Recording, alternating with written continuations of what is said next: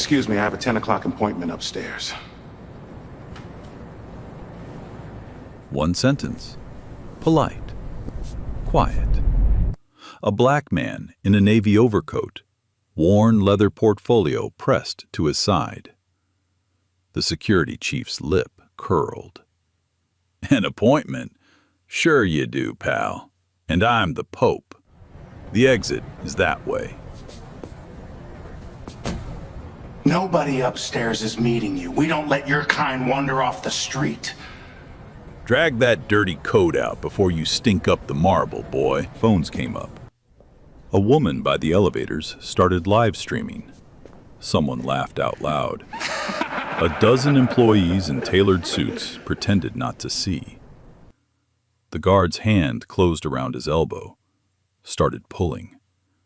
But not one person in that lobby had any idea that in 11 minutes, a woman was going to come running down that marble staircase, screaming 3 words that would end careers before lunch. To understand what happened in that lobby, you need to understand the building it happened in. Meridian Equity Partners occupies floors 32 through 41 of a glass tower in Midtown Manhattan.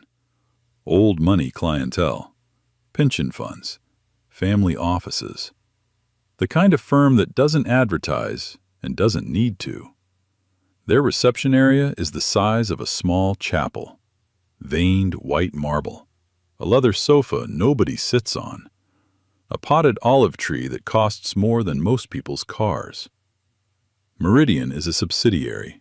It answers to a parent company called Hollister Ellis Capital Holdings. Most of the people who work at Meridian have never met anyone from the parent firm.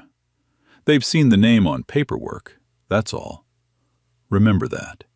It matters. The man running security in that lobby was Brad Wilson, 46 years old, 8 years at Meridian. Before that, 12 years as a state trooper in upstate New York, a career he ended after a use-of-force complaint he'd rather you didn't look up. Inside Meridian, people called him the Filter. Brad decided, by sight, who belonged in the lobby and who didn't. His philosophy was simple, and he said it out loud to new hires like it was a gift. If they walk in without confidence, they don't belong. Trust your gut. 2 employees had filed informal complaints about Brad in the last 3 years. Both were shuffled into a folder by his former supervisor, Thomas Moore, and quietly closed. Nobody ever told Brad the complaints had been filed. He thought he had a clean record. He thought he was good at his job. Those 2 beliefs, hold on to them. They're going to collapse on top of him later. The receptionist that morning was Megan Brooks, 29, 3 years at the desk. Megan treated her check-in tablet like a courtroom gavel. If your name wasn't in her system, you didn't exist.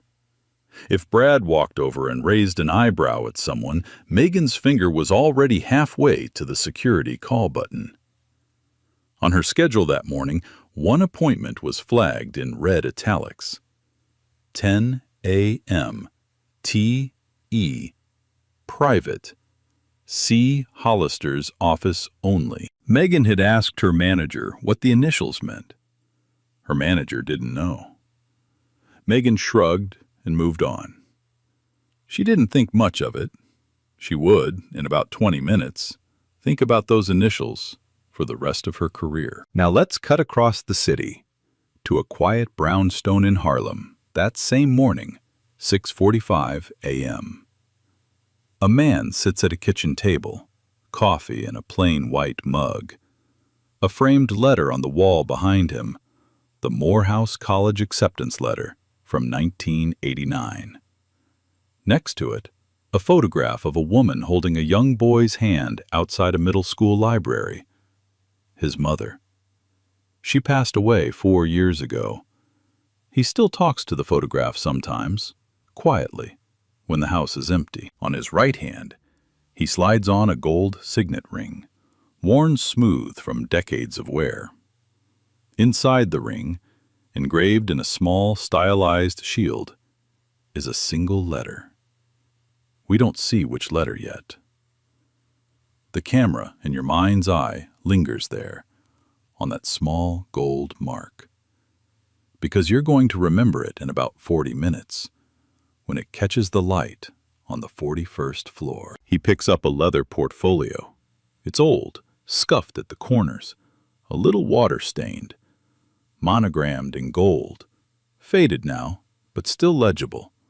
The letters T.E. The portfolio belonged to his father. His father used it to carry bills of lading at truck stops across 6 states for 31 years. The man at the table carries it now, on days he wants to remember where he started. He picks up his phone, dials one number. "Catherine, it's me. I'll be there by 10. The voice on the other end is careful. "Are you sure you don't want me to meet you in the lobby?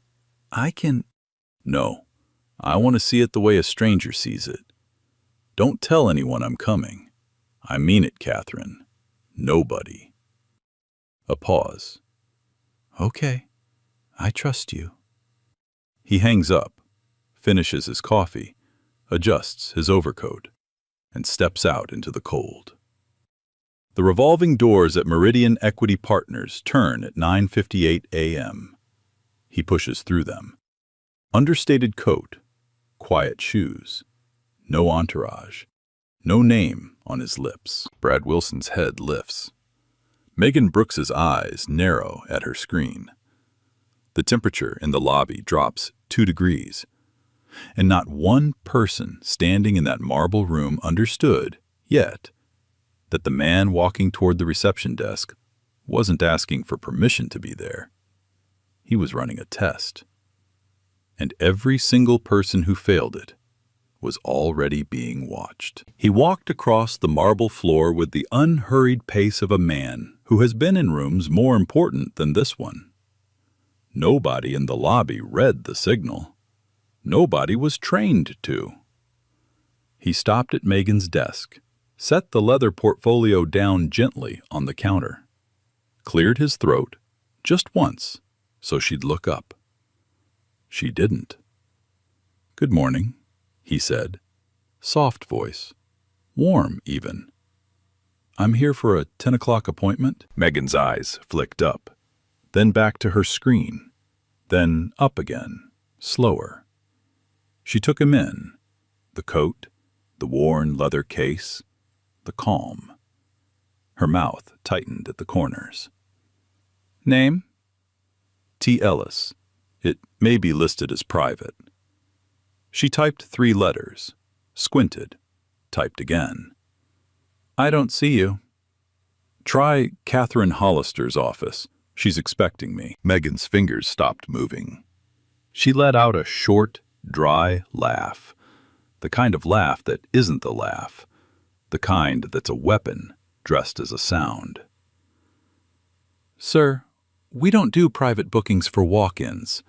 If you're not in the system, you're not on the calendar." He nodded slowly, didn't argue, just waited. And that's when Brad drifted over. Brad had been watching from his post by the marble column for 40 seconds already. He'd seen the coat. He'd seen the portfolio. He'd made his decision before he even crossed the floor. His hands were folded in front of him in that way that looks professional and feels like a threat. "Is there a problem here?" Megan exhaled relief. "He says he has an appointment. There's nothing in the system." Brad turned to him, smiled. It was the worst kind of smile, the kind that has teeth in it. "Sir, I'm going to ask you to step away from the desk." The man didn't step away. He looked at Brad the way you look at a stop sign you've seen 1,000 times. "Could you call upstairs? Catherine Hollister's office. She's expecting me. One phone call will clear this up."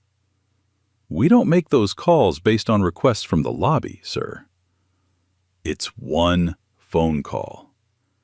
"And I said no, sir." You could feel it in the room. The word sir. Brad kept using it, but he was using it like a leash. Every time he said it, it meant the opposite of what the dictionary says.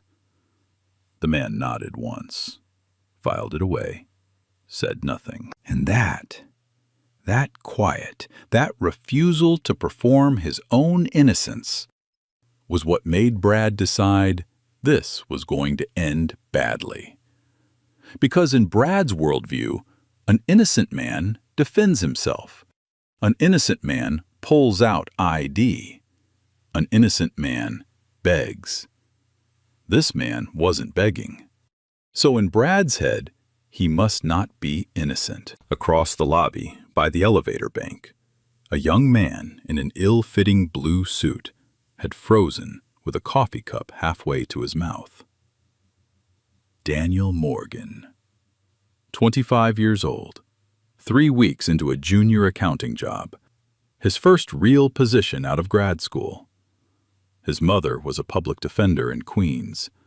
She'd raised him on one sentence, repeated like scripture.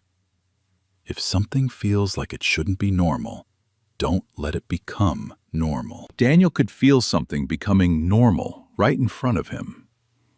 He set the coffee down, didn't drink from it, didn't move. At the desk, Brad's hand came up and landed on the man's elbow. Light, controlled. A guide touch that is also a threat. Let's step over here, sir. We can talk about this over by the door. The man looked down at the hand, looked up at Brad, spoke very softly. Please take your hand off me. Brad didn't. From the side hallway, a younger officer appeared. Navy uniform, name tag reading K. Sanders. Kyle. 2 months on the job. He saw the hand on the elbow. He saw the man's face, and something in his stomach dropped. He knew. He knew this was wrong. But Brad was his supervisor, and Kyle was 2 months in, and he didn't move. Megan, flustered now, picked up the desk phone, but she didn't dial Catherine's office. She dialed the security substation on the mezzanine. Hey, can we get another officer down to the main lobby? Yeah, situation. She said the word like she was labeling a jar. The man heard it, heard his own body get categorized as a situation. His jaw tightened. For the first time, a flash of something passed across his face. Not anger, something older than anger. The tiredness of a man who has stood in different lobbies, in different years, in different suits, and had the same conversation. By the elevator, Daniel Morgan slid his phone out of his pocket, held it low, hesitated, slid it back in, then pulled it out again, angled it up, and pressed record.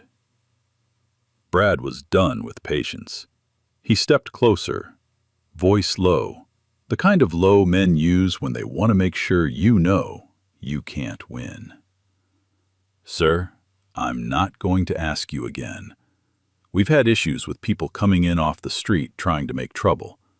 The exit is right there.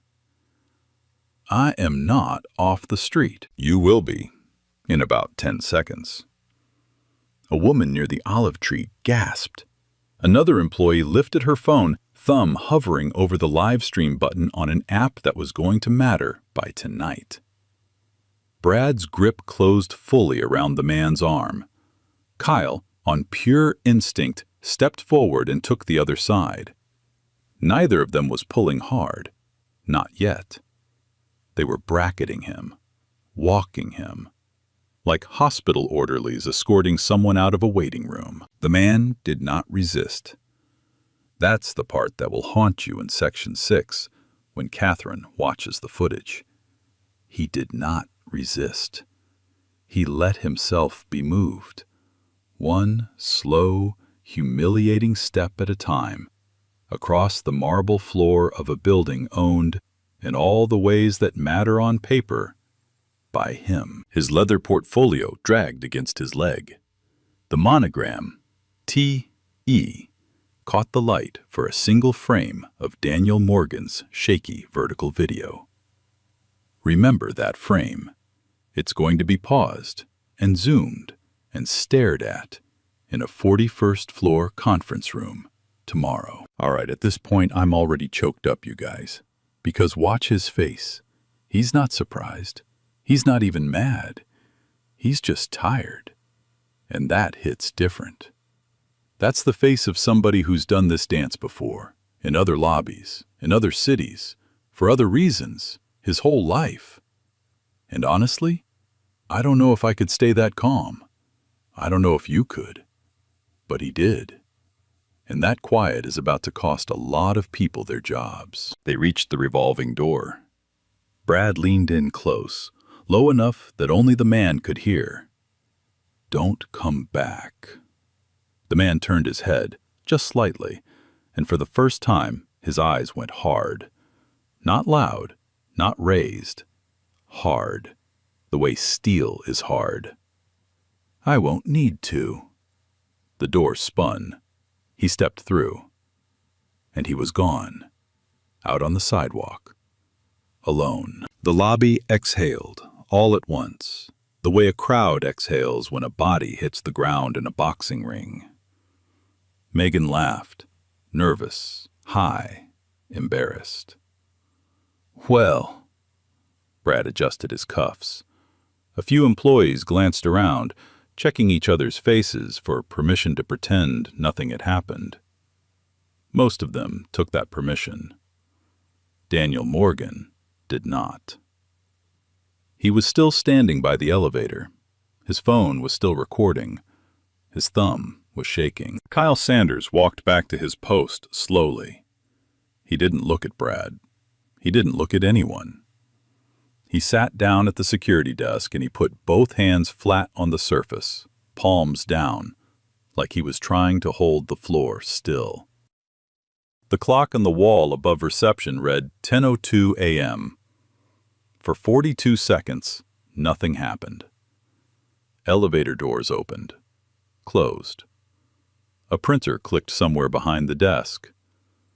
The olive tree didn't move. And then, from high above, from the grand marble staircase that spiraled up through the center of the atrium, came the sound of footsteps. Fast ones, heels on stone, getting louder, coming down. And a woman's voice, rising in pitch with every stair. "Where is he? Where is he? Where is he?" Megan looked up, confused. Brad looked up. A small vertical line appeared between his eyebrows. Kyle looked up, and his hands came off the desk. In the lobby of Meridian Equity Partners, every person standing in it turned at the same moment toward the bottom of the staircase to see who she was and who on earth she could possibly be running toward. The woman came down the staircase 2 steps at a time, silver hair cut sharp to the jaw, mid-50s, a charcoal blazer that had cost more than most people in the lobby made in a month. Her breath was catching in her throat. Catherine Hollister, Vice President of Operations, the second most powerful person in the building, by title. She hit the lobby floor, and her eyes scanned the room in one sweeping arc, past the olive tree, past the frozen employees. Her eyes landed on Brad.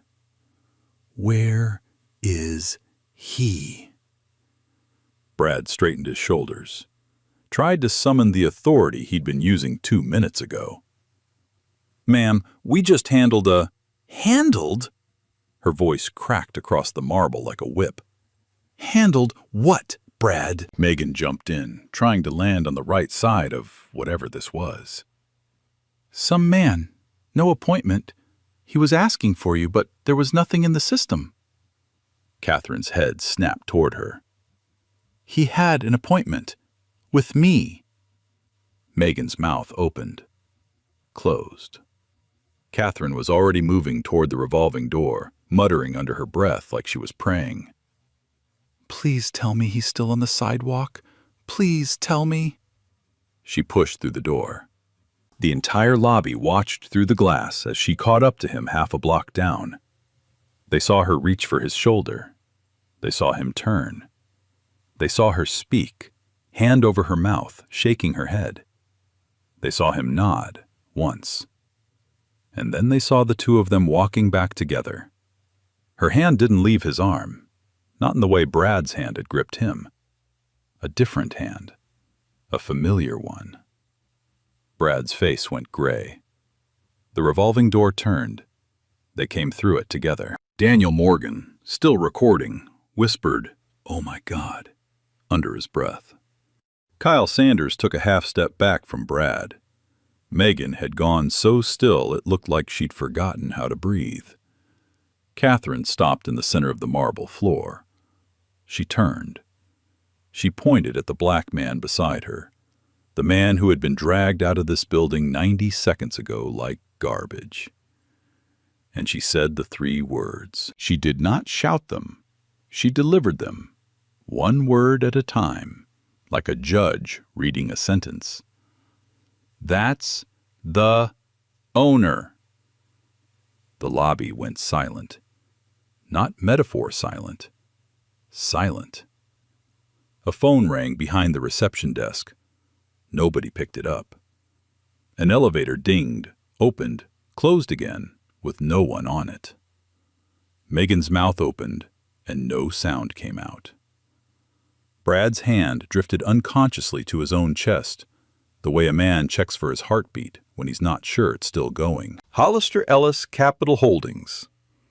Catherine's eyes hadn't left Brad. The firm that owns this firm. The firm that owns this building. The firm that owns the marble you just dragged him across. She turned to him, her voice cracked for a different reason now.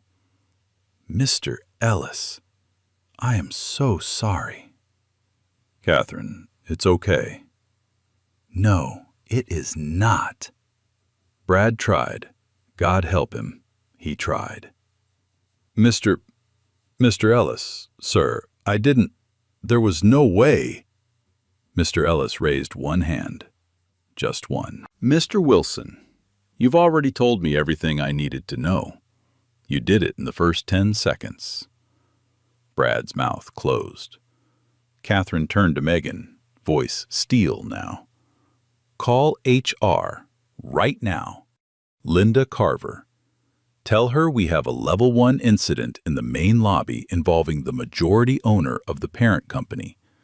Tell her I want every minute of CCTV locked from 9:45 this morning forward in evidence before I hang up the phone." Megan picked up the receiver.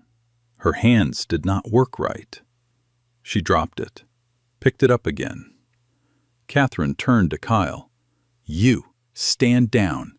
You'll give a statement later. You are not in trouble. Yet." Kyle nodded, couldn't look up. Mr. Ellis looked slowly around the room, at the gaping faces, at the phones still pointed at him, at Brad, who was no longer standing as tall as he had been 2 minutes ago. "I'd like to go upstairs. I was supposed to have a meeting at 10. I'd like to have it now." He paused. "And I'd like Mr. Wilson, Miss Brooks, and Mr. Sanders in a room with me by the end of the week." Catherine nodded once. "Done." The executive elevator opened behind them. He stepped in. She followed. The doors closed on a lobby full of frozen faces. Brad stood exactly where he was. Kyle stared at the floor. Megan was still holding the phone. And somewhere on the 41st floor, Linda Carver was picking up a call that was about to detonate the next 6 months of her career. The executive elevator opened on the 41st floor into a different world. Thick carpet, quiet lighting, floor-to-ceiling windows that looked out over Manhattan like the city was something you could hold in your hand. Catherine led him down a long hallway to a conference room with a single long table, walnut, oiled to a soft shine, and 8 chairs. She closed the door behind them. She locked it, which she had never locked before in 11 years of working on this floor. She poured him a glass of water. Her hands still weren't steady. He took the glass, didn't drink from it, set it down. Then he sat, slowly, at the head of the table, the chair he was supposed to have been in 40 minutes ago. And he looked out the window. The morning light caught the gold signet ring on his right hand, the one he'd slid on at his kitchen table before dawn. The engraving was visible now, a small, stylized letter E inside a shield. His mother had given him that ring the weekend he graduated from Wharton. She'd bought it with money saved in a coffee can under her bed for 6 years. He had worn it every single day since. Let me tell you who this man actually is. His name is Terrence Ellis. He is 54 years old. He grew up in a 2-bedroom row house in West Baltimore, on a block where the streetlights didn't always work and the sirens didn't always stop. His mother, Ruth Ellis, was a middle school librarian who kept a card catalog in her head for every kid on the block who needed extra help, who was reading below grade, who was reading above it, and bored. His father, Henry Ellis, drove a long-haul truck from Baltimore to Birmingham and back, 3 runs a week, for 31 years. Henry carried his paperwork in a leather portfolio monogrammed in gold. The same portfolio that, this morning, had dragged against Terrence's leg across the marble floor of a building Terrence owns. Terrence went to Morehouse on an academic scholarship in 1989. Wharton, MBA, on a fellowship whose acceptance letter is framed in his kitchen next to a photograph of his mother. He built his first fund at 29, a fund that managed pension money for teachers' unions across the South. Teachers like his mother. That was not a coincidence. By 42, he had quietly acquired a controlling stake in a mid-market investment firm called Hollister Equity. The firm had nearly collapsed in 2009. The founder, a man named Arthur Hollister, Catherine's father, was 3 weeks from bankruptcy when Terrence walked into his office with a term sheet and one condition. Nobody gets fired. Nobody. Not the receptionists, not the mailroom staff, not the junior analysts whose names Arthur didn't even know. Keep them all, Terrence said. Teach them. Then we'll talk about performance in 2 years. Arthur signed. 6 months later, he renamed the firm Hollister Ellis Capital Holdings, a gesture Terrence